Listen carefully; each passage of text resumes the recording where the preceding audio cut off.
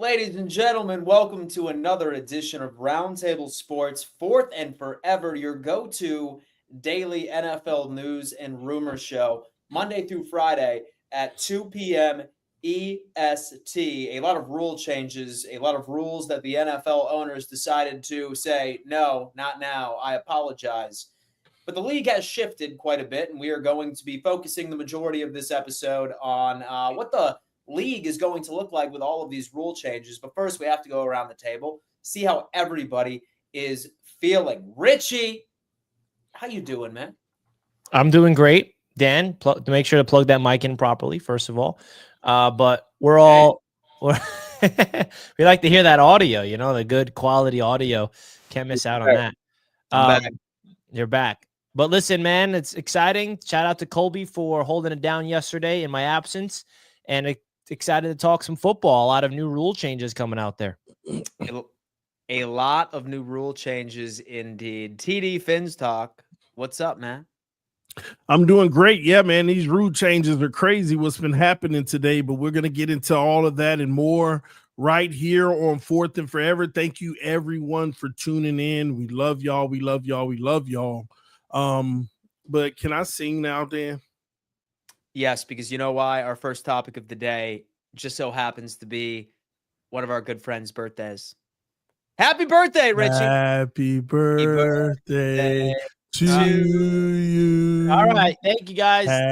All right, here's what we sang to you. Richie, happy birthday, my friend. 27 years old. As like you and I were on the phone earlier, and you were like, you know what? Like that means that I would be in my prime in the NFL. And with TD and I, with our ages, we would just have X all over the place, being like, those dudes are absolute washed. Well, so Dan, you're like a solid NFL vet. Prime years, man. You're like a solid vet. TD, on the other hand, he's a washed up, like, he's trying to be on one leg. That's tough, Richie. So, man, 27 years old. 27 years old. It's an interesting age, and I'm excited about it. And I'm very humbled and very thankful to have such a supporting cast. You two, of course, everybody in the chat sending all the birthday wishes, and just the community that we've built here on YouTube and all social media platforms. Like sometimes I get lost in it and I don't really I appreciate it. But my point is, like, sometimes you just get lost in it so much where you don't really see it from an outside lens, if that makes any sense. And these last few days, and today in particular, I've been really cherishing and noticing the community that is built and how strong it is. And it's a real family feel. And I'm really thankful for that. And I appreciate everybody giving me birthday wishes in the chat right now, on social media, everywhere, reaching out. It means a lot. And cheers to another year of growth of Roundtable Sports. And hopefully a good Jet season is next. Hopefully a good Jets season. Well, you know what, man? I'm glad that your birthday does not fall within an NFL time of the year. You know what I mean? Because birthdays are supposed to be happy. And you know what? It's supposed to be happy. It's right after free agency. I always associated my birthday with the start of the Mets season, the start of baseball. How that's going, Richie? It's the start of the Mets season, man. How the Mets great. They're great right now. What do you mean? They just balled out last night. Soto ain't doing that. Well, hey, guys, listen, please.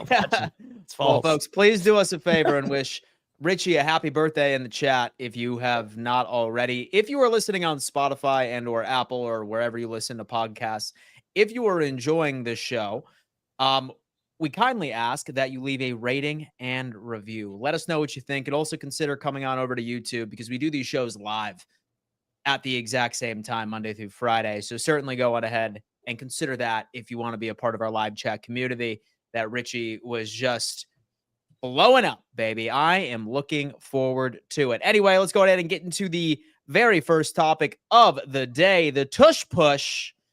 My God.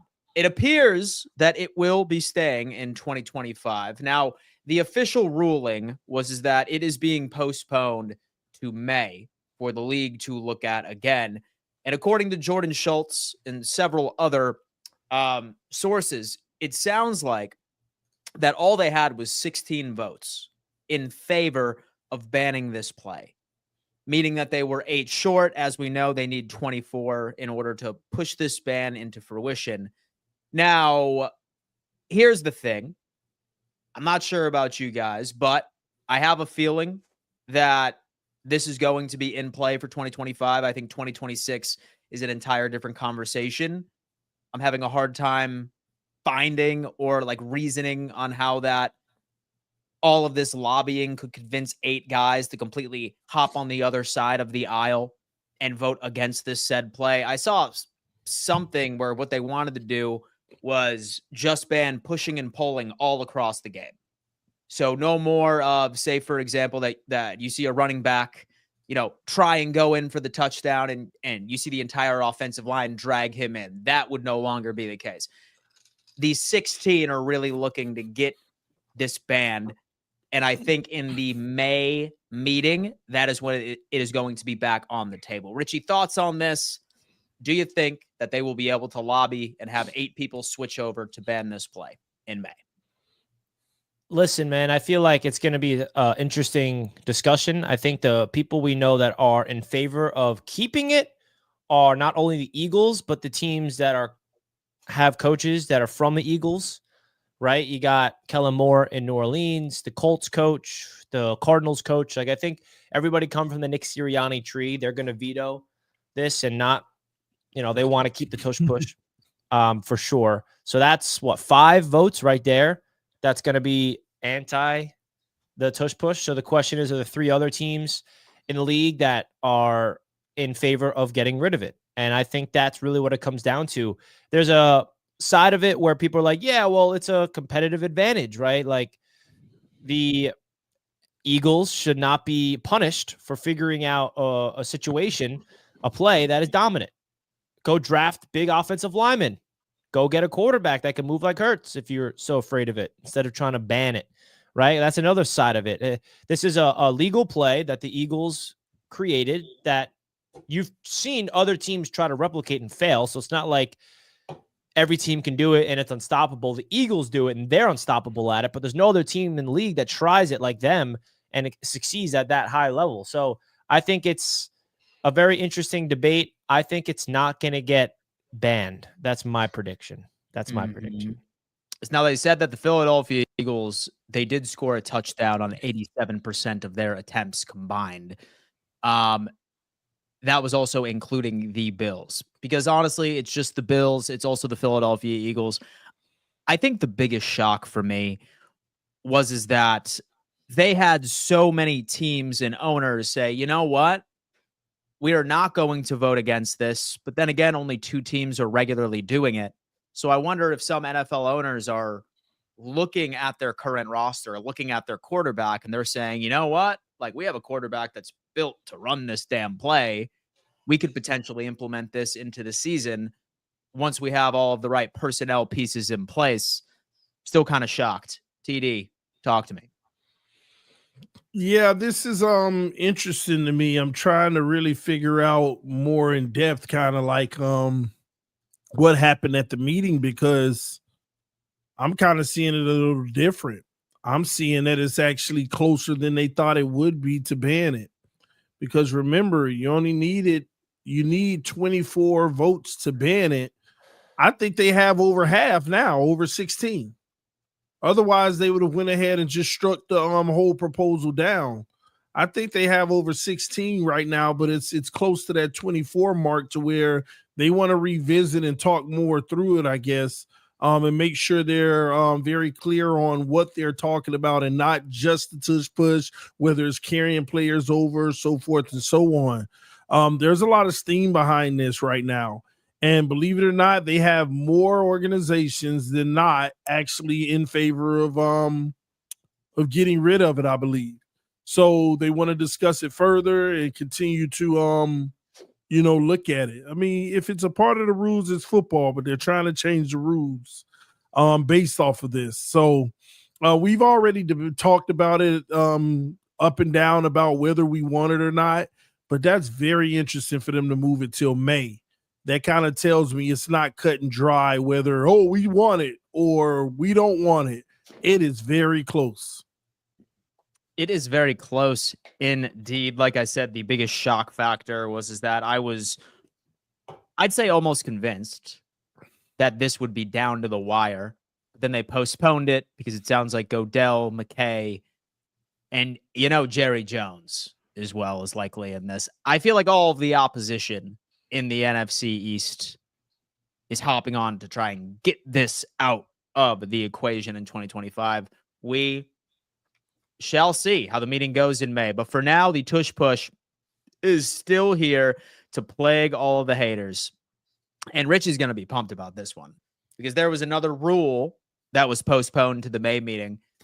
Or maybe this scares you a tad, because the playoff seeding rule, which we have heavily debated on this show, I think for the past month, at least 2 or 3 times, where a division winner no longer secures a home game in the playoffs.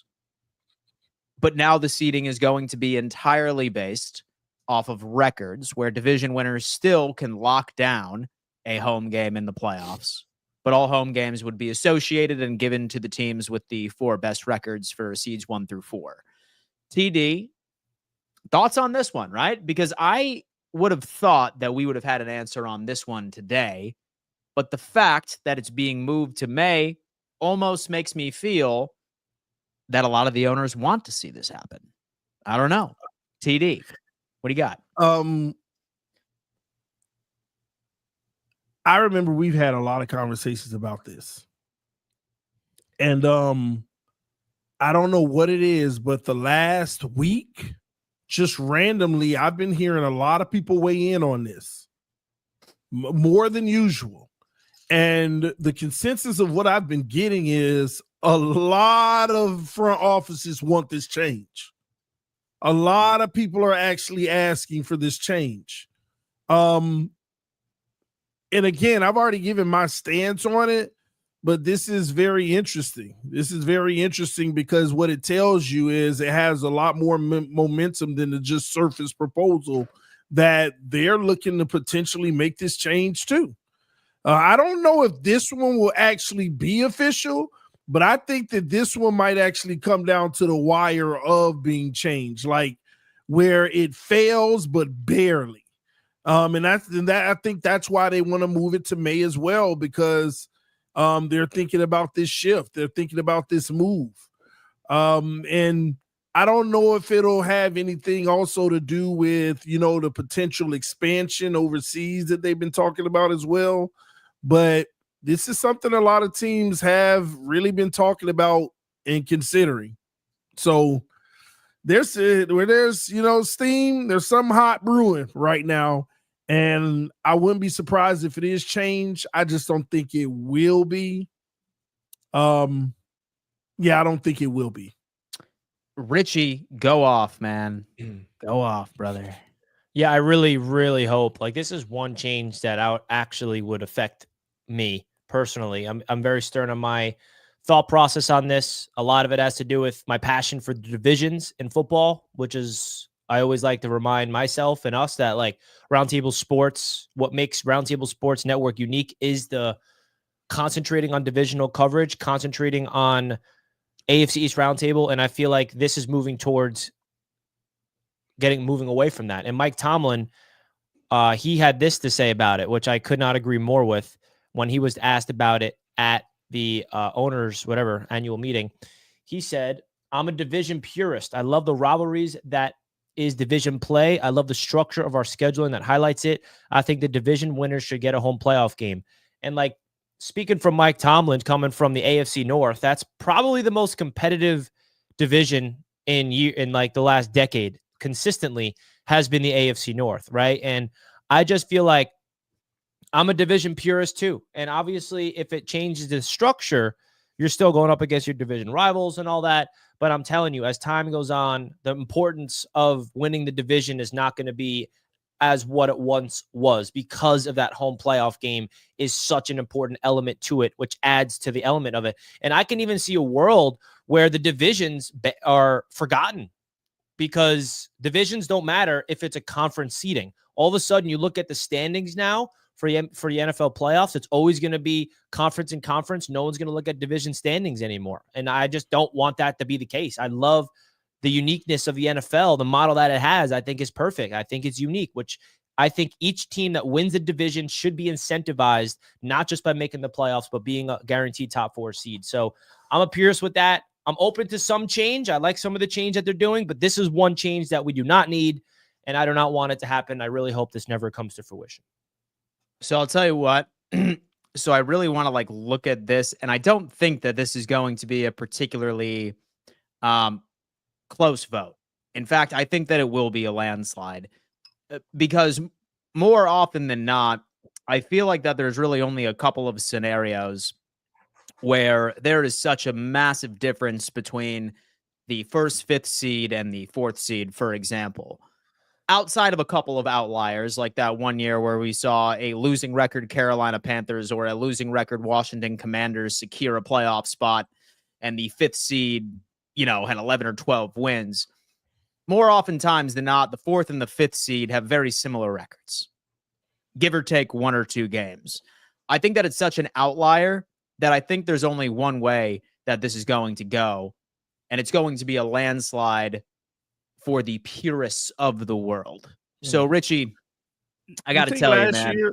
Last year, the fourth and fifth seed, wasn't there like a 6-game gap? Yeah, last year. I said outside of a couple of years. More often than not, fourth and fifth, I would say, is about a game or two, like give or take. Like, there are some crazy examples sometimes, but it's like a 5 or 6 year rotation sort of thing from what I'm seeing. Yeah, it's an outlier situation last year. I mean, what we saw last year between the Vikings and Lions, we don't see that every year. 2 teams with 14 wins, and that's what made that game so special last year, Week 18. It's like you win, you get the first seed in a bye, you lose, you have to go on the road as a 5th seed in the wild card with 14 wins. Like, that added so much more to it, and I hope that you're right, Dan. The purist votes reign supreme. If it ain't broke, don't fix it. It ain't broke, man. And the purist votes, yeah, you know what? Worst case scenario, say that like an 8 and 9 team gets smoked by the 5th seed. At least the fans get to go there with a solid home playoff game. Who cares? Who cares, man? Yeah, I think if you're the NFL, you got to look at it more about just like the playoff games, but it's just like the importance of the division, like the dynamic of that is what I would be shocked if the NFL voted to get rid of that. And it's not going to happen in the first season. Hypothetically, this gets voted in, but through time, it would. Like, I'm telling you, like, that's what happened to basketball, and that's where it is today. And even teams in the NFL realize, like, you might as well just get rid of divisions. Divisions aren't really that important anymore over time, if that was the case. I think we keep on glancing over a huge point. Like, we're diminishing what divisions are just based off of a playoff game. Nothing absolutely changes other than a playoff game at home. Like, we're making it seem like the whole thing is going to change for the division. Nothing changes at all but a home playoff game for one team. Nothing changes. Which is a big deal.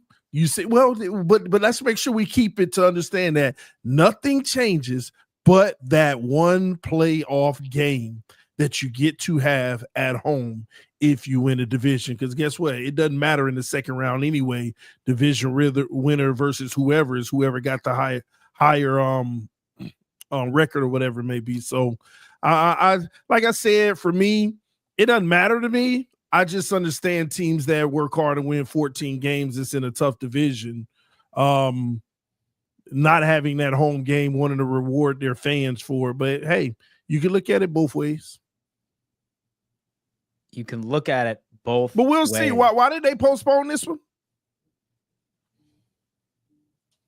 Why did they postpone More time this one? to think about voting on it? I don't know. So my understanding is there's a lot of steam towards the latter of actually making a change. Well, some things happened that got voted today about things got changed. So I don't know. Yeah, there were certain things that were close, and based off of, and this is just interesting how the NFL, the meeting, this is the first year it's almost political. It's the way things are like, hey, man, we don't know if we have enough votes for the change and we're close. Let's push it to May, see if we can lobby a few more owners. It's crazy, man. It just feels straight political. Feels straight political, man. They just better not change it, bro. They better not change it, or with we are gonna Roundtable see Sports Richie. on the line. That should be the mindset, chat. We should have a voice. Our network is on the line. We must fight. All the fans should have a voice, and that's what this should really be about. Roundtable Sports is going to make a petition to keep the division rivals the way it is. All right, because this would ruin it. It would ruin it. Apparently, my internet. Your internet, TD. We won't even. No. They said my internet's messed up or something. So no issue at all. Hit that like button, folks. Yes, folks, please hit that like button. Easiest way to show some love over here on Fourth and Forever Roundtable Sports. Now, I did see one rule that was proposed by Cameron, but one that kind of snuck its way in that I kind of wanted to throw in there that I saw. It snuck in. It was absolutely crazy. It sounds like now that for week 17, week 18, now any team that is likely going to make the playoffs or has secured a playoff spot is able to send scouts to all week 17 and week 18 games of potential playoff opponents. Same exact thing goes for anybody that is in the wild card round as well. All of the teams that are within the same conference can now send scouts to week 17, week 18, and also wild card matchups to, I suppose, could further bolster their game preparation down the road. So no longer is it film. They can actually start getting ahead of it with this little tick, if you will. Thoughts on this? Because this is interesting, right? To me, it screams like there are about to be a bunch of sign-stealing scandals that are more than likely going to raise their ugly heads. But I don't know. It's new. It's got snuck in there, and that is something that we will see in the 2025 NFL season. Richie, thoughts on this? So that's happening? It is happening. It was just passed. It was proposed by the Washington Commanders. Yeah, that's interesting. I don't see that much of a difference that's going to happen, but yeah, I think it's highlighting the fact that the playoffs, you get a head start and you get to go out there and scout. I guess it was forbidden to send scouts out there in the middle of the season. So I don't know. Maybe Washington last year was like, man, it'll be nice if we can go scout out some of our future opponents while we look for our playoff. So you have to be clinched in order to do it? Like, yeah, you have to clinch, and you are able to send your scouts to any team that you could potentially play in the playoffs. Yeah, or that you would see in the first round. I don't see a problem with it. There's not really that much of a difference, right? You can watch the film. What's the difference of going to the game with your own eyes and watching the film on tape when the game's over? You know, I mean, because remember, one important aspect of the game that nobody talks about, which they stop, is the filming of the sideline. Now you can actually scout that sideline too. The things that they're doing on the sideline really do matter. Even when they come over, talk about what they want to do next, hand signals, everything. I mean, a lot of that stuff. I mean, and why would you want to give one team an advantage when they'll be playing a team that hasn't clinched yet and they don't have the study up? You know, this isn't even about the film of just watching the game. This is all the sideline stuff that happens in the game, the comments. You know, you got people literally be they're like, people have been paid in the past to lip read and stuff like that. And I mean, then what happened to Spygate? I mean, if it's okay anytime, then what's the problem? Then just allow it all the time. Why is this rule being, why are they trying to implement this? If you could do it in the last two games because you clinch, then why not just allow it all the time? What's the advantage? Why not just allow it the whole time? The league knows what time it is. I mean, it's no different from Spygate and all that mess, man. Yeah, I don't like this. Why do you need this? I'm gonna be honest. That's kind of bad to even propose it. Like, hey, man, if we clinch, man, let us go over there and look at them a little early. Look at these teams. I don't know, man.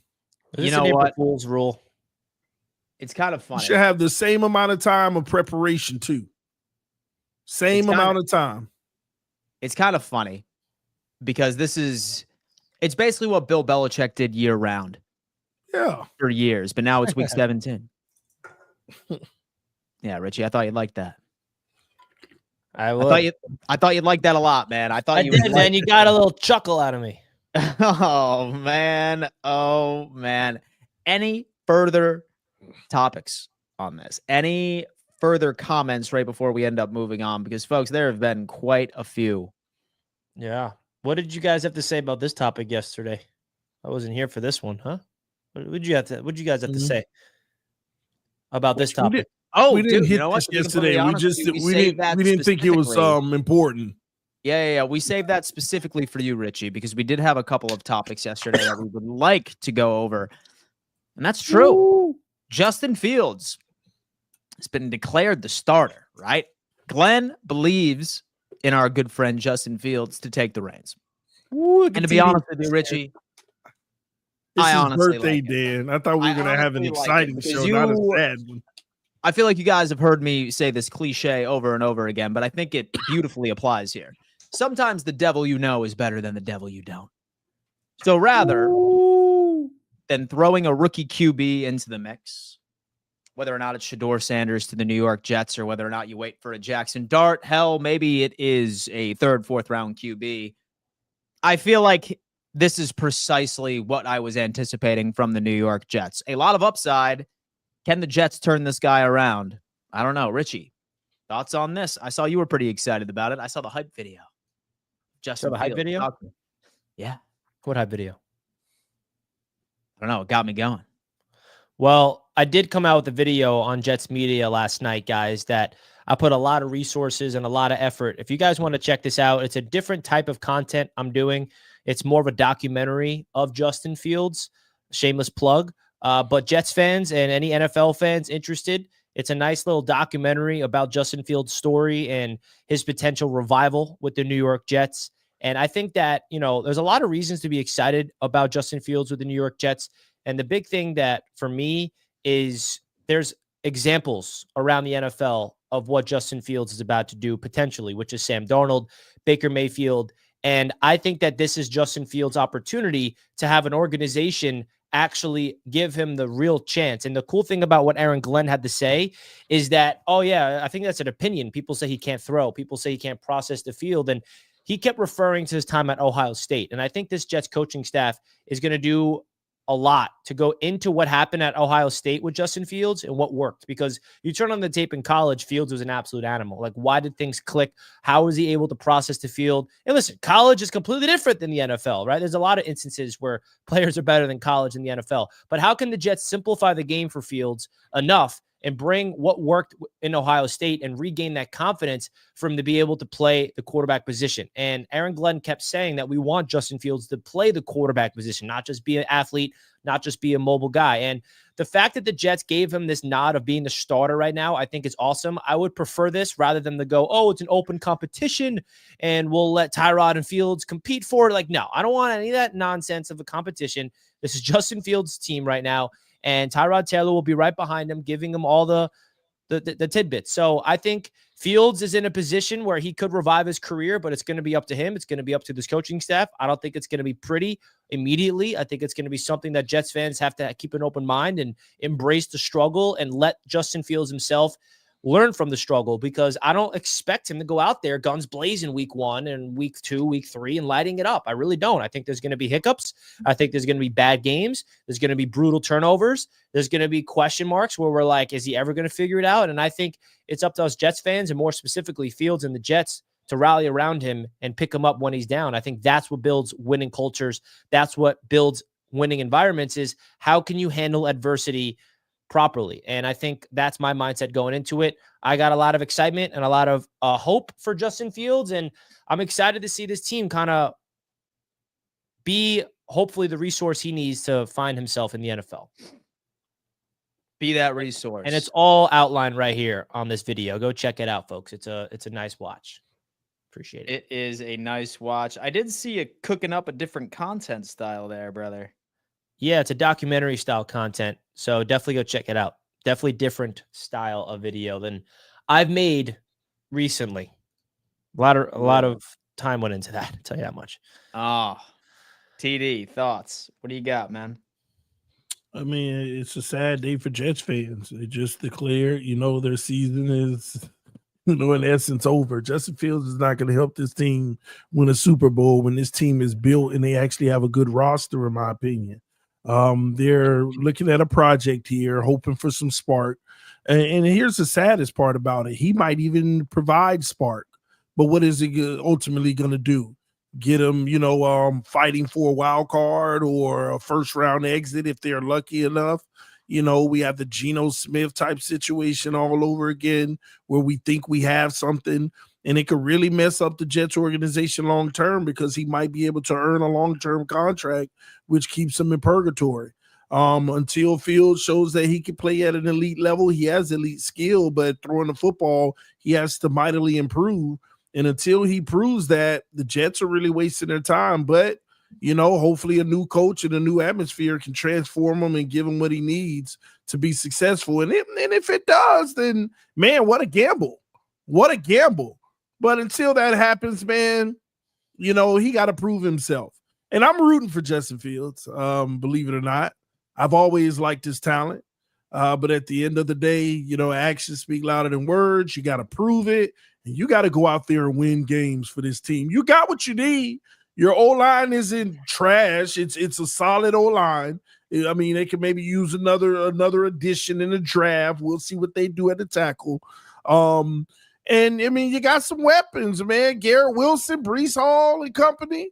Hey, you got a good starting basis, and I think the Jets will do what's necessary to add on to that in the draft. Yeah. He got a prime opportunity. Let's see if he makes the most of it. Now, oftentimes, it's difficult to look or hear coaches speak. In fact, there is a website that rates coaches based off of coaches speak, of how much you can take them seriously based off of their statements. I love that. And oh, yeah. Yeah, most definitely. It's called the Coaches Speak. Mike McDaniel in there. Coach Speak Index. It's called the Coach Speak Index. It's one of my personal favorite resources, right? Like, for example, when I take a look at the Buffalo Bills, all right, it has all of Sean McDermott here. Let me see some of the data points. While that's pulling up, Richie, oh yeah, here you go. I'm going to go ahead and share my screen real fast. Look at that. All right, Richie. Sorry, I was sharing the screen of my new franchise quarterback, putting in that work. Where's Tua's drills? Let me see what he's looking like. Where is Tua's drills? All right. So, for example, this is the Coach Speak, right? So this right here is super unreliable or trustworthy. When it comes into injuries, he's very trustworthy. Depth chart, somewhat trustworthy. Usage/workload, unreliable. And then transactions, very close to unreliable. Please tell me you have Mike McDaniel. Let's check out Mike McDaniel on this one. So you can't have this with the Jets, though, because we don't have any. We're going to see. Data. But all right. So with injuries, he's trustworthy. Depth chart.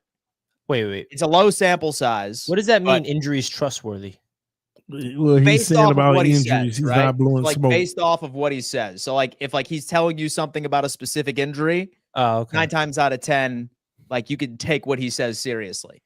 Or whether or not he's holding some cards to the vest. The vape and then with transactions, he's somewhat trustworthy, low sample size, and usage workload. So he's just an honest man right here, man. He holds nothing, close to the vest. And the New York Jets, let's see. Aaron Glenn. Hey, that's my jersey. That's my swap of him. Hey, what website is this? They use my swap of Aaron Glenn. That's my edit. Oh, they did. Yeah, that's Cameron's edit of Aaron Glenn. It's called Coach Speak. No. It's called Coach Speak. And then last but not least, we gotta find this website. They're using graphics. Yeah, man. Look at that, dude. Look at that. So shout out to the Coach Speak website. It's pretty cool. Oh yeah. Yeah, most definitely. Interesting. We have DF Forever. Dwayne, what's up, Dwayne? Thank you so much for the $5 donation. Jets in New England made moves. Miami the same. Now prove you can beat the Buffalo Bills. Well, the Bills prove we can beat Kansas City in the playoffs. Toast to the Bills getting worse. Wait, what is getting worse? Wait, I think you said that last year. What moves did Miami make? He said Miami the same. What the heck did Miami do? We made a few moves. And one addition, they brought in Zach Wilson, moving the needle. One addition moving the needle for Miami next year. Please, dude, listen. So they brought in QB1, man. Don't sleep on the QB1 acquisition.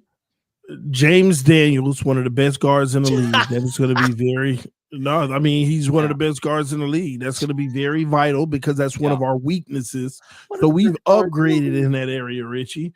You don't want to admit it. Nick Westbrook-Akeem, the wide receiver, is going to be a really nice number 3. He had 8 touchdowns last year. Adding that with Tyreek and Waddle could go a long way. Really good signing there, man. Man, like I said. Oh man, we got Iffy at the safety position. He might have an opportunity to, really shine this year in Miami with the vacancy. So Miami made some moves. We made some moves. Yeah, those are moves indeed. Those are moves indeed. I want to give a big shout out to everybody in the chat right now for wishing me a happy birthday. I see you guys. Because I see a lot, and I just want to give them some love. Danger Zone, happy 27. Thank you, Hennessy, my guy, Henny Heisman. Is my guy, man. I appreciate you. Thank you all in the chat. He is indeed that guy. Richie, the happiest of birthdays, my friend. And it is cool that happiest year's about to be the first winning Jet season I'm about to cover upcoming year. So hey, you know what, man? Year 27. Dude, you know what, brother? Say that I was not a divisional rival of yours, that I would be rooting for that for you. I really, really would. But I witnessed Knicks and Mets playoff success. What is Jets playoff success even like? Yo, listen, that is enough. All of our poor Buffalo Bills fans haven't really been able to experience much winning outside of our football organization, my friend. And so the Sabres are god awful. So nothing there. And TD doesn't even count because he's not an actual Celtics fan. Just Miami, so he hasn't experienced any. Ball should just keep winning, Richie. You see that? You see the Celtics just keep winning. Why you have a smile on your face like it matters? Right. No Jaylen Brown, no problem. We're still winning. We're winning without JB too. Back-to-back games. Let's go. You know what? Not like we win. So moving back to some of the rules, which I found to be interesting. It's more of like a tidbit, a cherry on top, where we all said, "Hey, you know what? Of course, it makes sense for the overtime rules to also be implemented into the regular season, right?" But sort of like how Congress likes to put out like a 1,000-page bill and slip something in crazy that no one looks at. That's what the NFL did with this. They proposed 15 minutes for this overtime period, allowing both teams to have the opportunity of possessing the football. However, they modified it to only giving the overtime period to 10 minutes. And if you were to ask me this, in overtime, if you are a above average offense, I would have to tell you, you could probably sustain a 10-minute drive and completely bleed the clock where the team doesn't have an opportunity of scoring in the first place. So, yes, now technically how we're looking at this whole thing, the overtime rules have been brought over to the regular season, but should they have gone with 15 minutes? And is this basically not changing anything if you look at it? Richie, talk to me on this. Well, it's definitely changing something. Let's not pretend like both teams marching down the field and killing 10 minutes of clock is easy. I mean, that's not easy to do. It can be done though. It can be done 100%, but being able to work the clock like that means you have to pick up a few yards are first, a few yards are in second, pick it up on third, and just have a whole drive like that. I'm sure there's going to be instances when that does happen, but I think keeping it at 10 minutes is smart. The NFL does not want to make these players play more minutes with more risk of injuries and all that, yada, yada.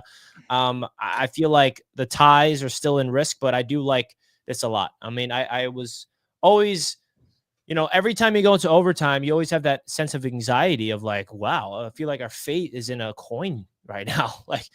Right? If you win the coin toss, you can win this whole thing. And now both parties get an opportunity to possess the football. And listen, if you get marched down the field like that, like you alluded to, Dan, you don't deserve to win the game as a defense, right? I mean, that's how I look at it. Like if your defense and gets mauled like that, milking 9.5 minutes of clock just for them to kick a field goal as time expires, you don't deserve to win that football game. So I like this move. I feel like they tried it out in the overtime period in the playoffs last year, and now it deserves to be in the regular season. Last year, I questioned, why is this only a playoff rule? Because I'm a Jets fan. I'm not in the playoffs. I want to experience this myself. So I'm happy it is involved. Happy it's here. Thoughts on this, TD? So was this all for naught? With only making this period 10 minutes? Well, no, I mean it's fine. I think it puts a lot more urgency into the game as well. You know, maybe you draw 6 minutes off, but you're outside of field goal range. You punt. The other team can't just mosey down the field as well, just for the field goal. In a lot of cases, they have to have a sense of urgency too. But yeah. What about the rule though of both teams getting the football regardless of a touchdown? No, I guess what it is that it is a 10-minute period. Both teams have the ability of getting the football. And the only way that one team wouldn't be able to have it is if like one team pulls off like a what changes TD is usually if you receive and you score a touchdown, the game's over. So if the team scores a touchdown, 10 minutes. If the team that receives the ball in overtime scores a touchdown, now the game's not over like it would be. Now the other team gets a chance to go out there and score a touchdown to match them. That's the difference. But they're just making a 10-minute regulation quarter, right? Yeah, like it's always been. But here's the problem, though. If the Jets go score a touchdown and miss the field goal, and I go score a touchdown and make the field goal, the game continues because there's time left on the clock. They played a quarter out. Is that what we're saying? No, I think that would be game. You sure? Because they're playing the entire 10 minutes. I think, say for example, the Jets score a touchdown in overtime, up a touchdown, and then the Dolphins get the ball and they have to score a touchdown, but they turn it over on fourth. Then the game's over. The Jets don't get the ball back and try to with the lead. That's a wrap. That's a game. Unless they tie it up and then you get a chance. They tie it up and then you get another chance. Otherwise, it'd be a tie game, or they can just kick a field goal. It's the same. It's the same thing as it was in the playoffs. Yeah. Both teams get a chance to score, though. Yeah, both teams with a chance to score, unless the other team marches down the field. Yeah, cool with me. I love it.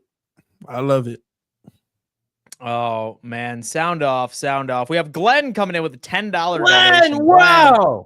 Thank you so much. We're still working on that Glenn emoji, man.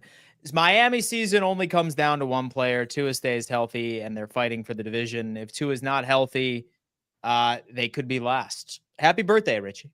Happy birthday. Thank you, Glenn. Glenn, man. What is going on with you fools, man? Damn, we got King Fool over here to my left. Richie. Oh, man. Wow, I'm a King Fool. He's the King Fool, man. He was born on April Fool's Day. You'll never get me on an April Fool's joke on April Fool's Day, by the way. Good luck trying. Yeah. It's funny, too, because you know why? Richie, the Jets winning a Super Bowl this year. So today I wasn't falling for anything because I always knew that it was April Fool's Day because I knew it was your birthday today. Like, first thing I ended up seeing, like when I was like looking at Fourth and Forever, I saw one of the like topics says, "Happy birthday, Richie." I was like, oh, damn, now I'm on guard. So, Richie, thank you for being born on April 1st because now I will not be fooled. Yeah. I saw something about, like, I follow a lot of movie accounts, and I saw breaking news. Dune 3 leaked to be a musical. Oh, shit. I was like, at first, I literally was like, immediately, I'm like, oh my God, it's so April Fool's. That would be brutal if that's like such a funny.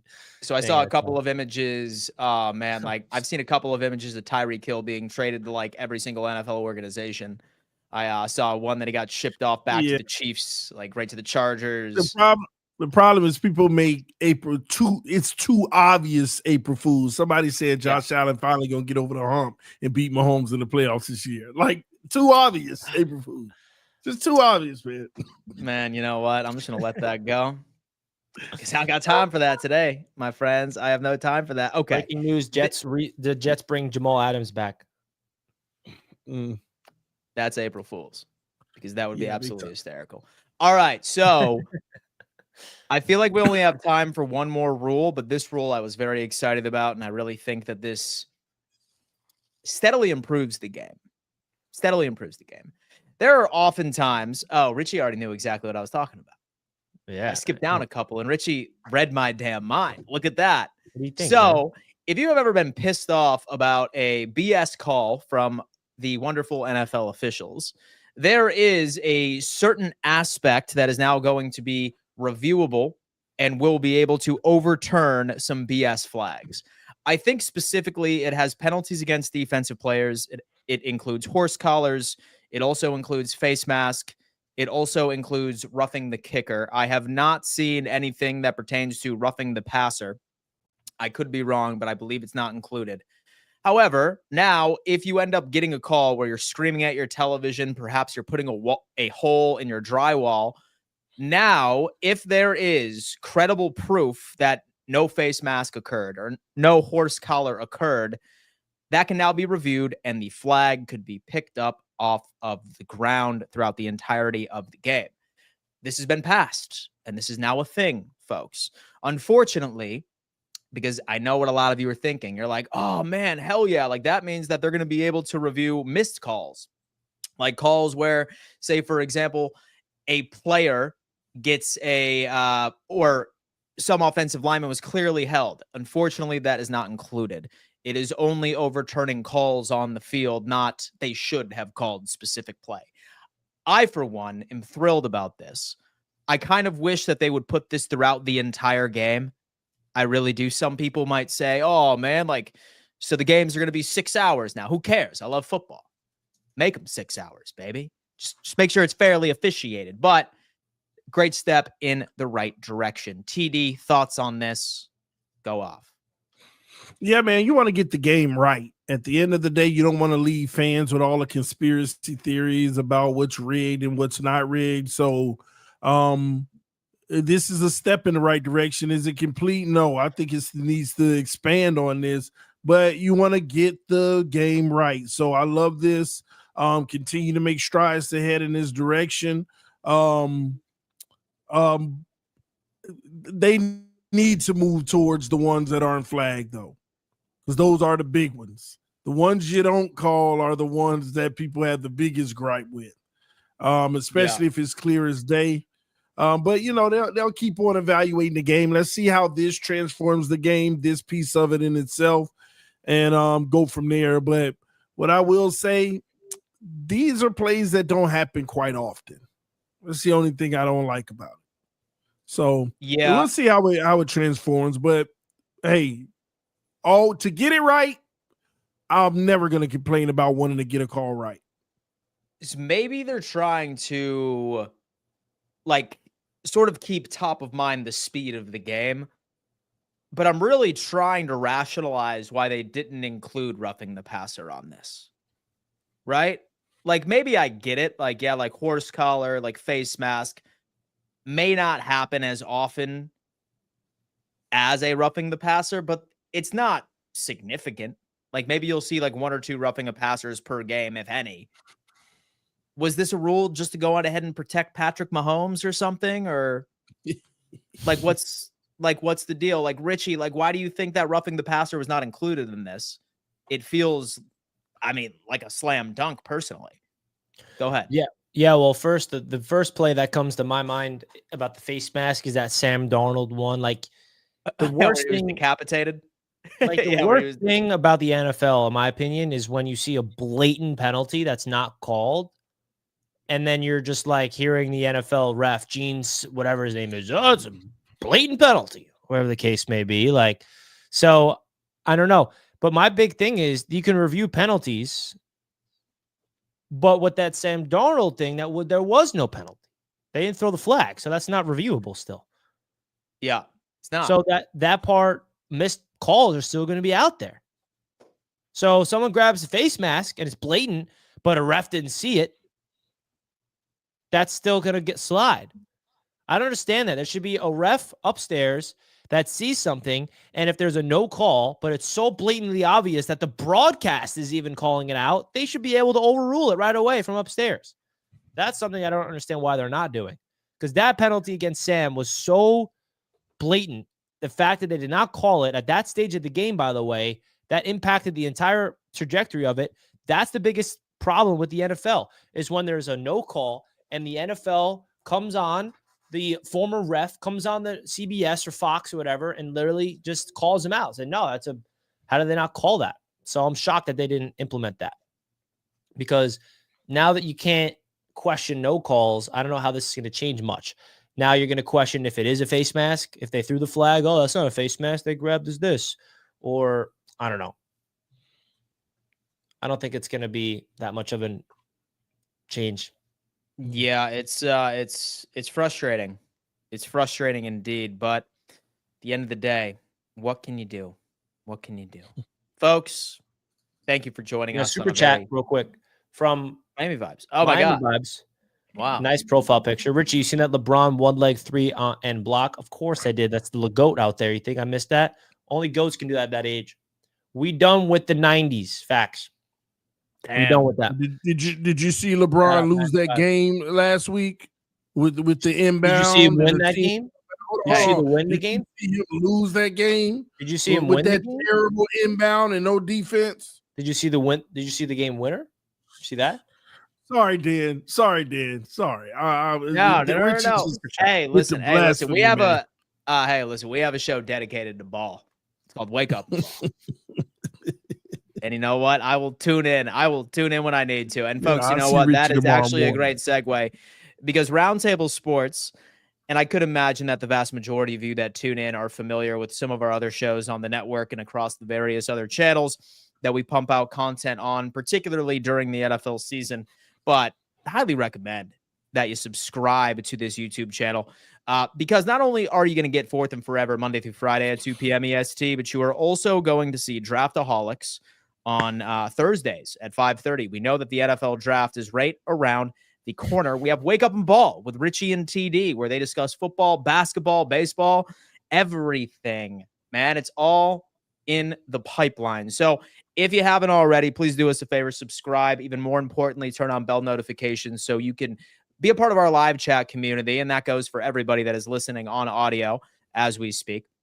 Richie, the birthday boy, anything you would like to say to the audience before we send them off on their merry way? Yeah, man, exciting things. Appreciate all the birthday love. I'll be going to the city tonight to my favorite Italian restaurant in the world, which is going to be very fun.